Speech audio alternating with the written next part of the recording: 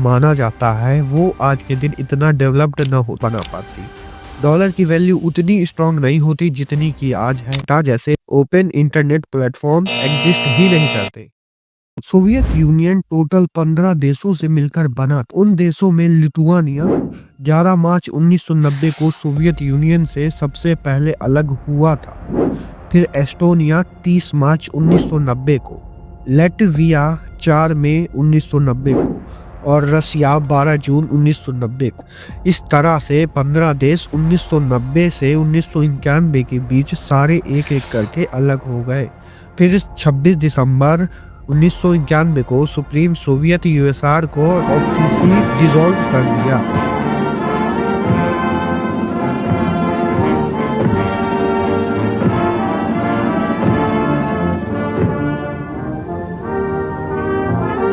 लेकिन क्या होता अगर कभी यूएसआर डिसॉल्व ही ना होता?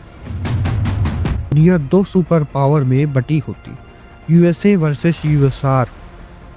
अगर सोवियत यूनियन टूटता नहीं तो कोल्ड वॉर कभी खत्म नहीं होती। दुनिया परमानेंट दो सुपर पावर के बीच स्प्लिट होती, यूएसए और यूएसआर।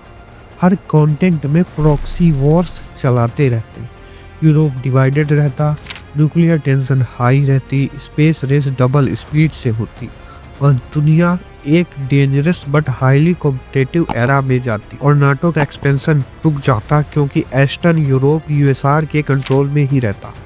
बाल्टिक स्टेट्स इंडिपेंडेंट नहीं रहे होते, वॉर्सो पैक्ट सर्वाइव करता ही नहीं। पोस्ट सोवियत कंट्रीज नाटो से दूर रहते और कोई भी देश मॉस्को के फियर के कारण नाटो ज्वाइन नहीं कर पाता। अगर सोवियत यूनियन कभी टूटता नहीं तो एनर्जी की दुनिया बिल्कुल अलग होती। यूएसआर के पास दुनिया का सबसे बड़ा एनर्जी कंट्रोल होता। सोवियत यूनियन के पास पहले ही ऑयल प्लस नेचुरल गैस के दुनिया के सबसे बड़े रिजर्व थे। ये reserve mainly Siberia, Kazakhstan, Azerbaijan, Uzbekistan, Turkmenistan थे। यूएसआर दुनिया का नंबर 1 एनर्जी सप्लायर होता। पूरे यूरोप को गैस, एशिया को तेल और अफ्रीका मिडिल ईस्ट की कई कंट्री को सस्ते दामों पर एनर्जी सप्लाई करता। तेल की कीमतें पूरे विश्व में सोवियत यूनियन डिसाइड करता। आज भी यूरोप का 30 से 40% गैस रसिया से आती है। अगर यूएसआर यूनाइटेड रहता तो यूरोप का 70 से 80% फ्यूल यूएसआर देता। जर्मनी, फ्रांस जैसे देश पूरी तरह से यूएसआर एनर्जी सिस्टम पे डिपेंड हो जाते। यूरोप कभी ओपनली यूएसआर के अगेंस्ट नहीं बोलता। सऊदी अरेबिया की मोनोपोली टूट जाती, चाइना का राइज स्लो हो जाता।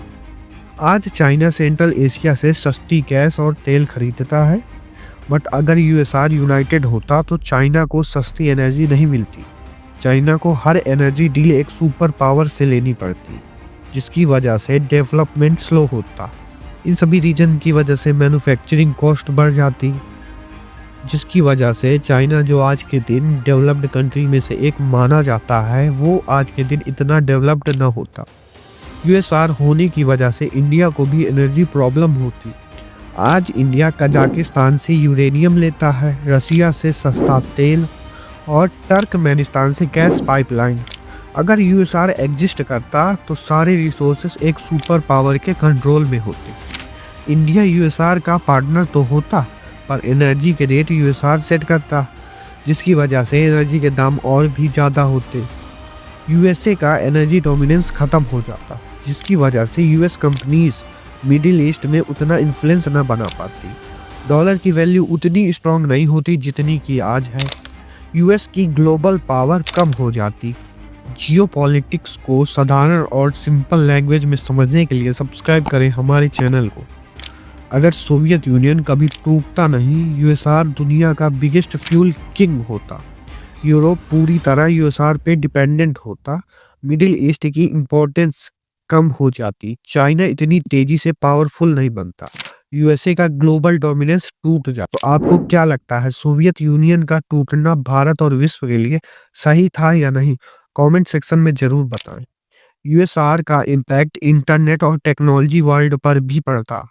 रीजन यूएसआर के टेक पॉलिसी के अकॉर्डिंग ओपन इंटरनेट मतलब security threat Google, Microsoft, Meta जैसे ओपन इंटरनेट प्लेटफॉर्म्स एग्जिस्ट ही नहीं करते। यूएसए इंटरनेट और यूएसआर इंटरनेट स्प्लिट होते, जिसकी वजह से वर्ल्ड इंटरनेट दो भागों में बट जाता।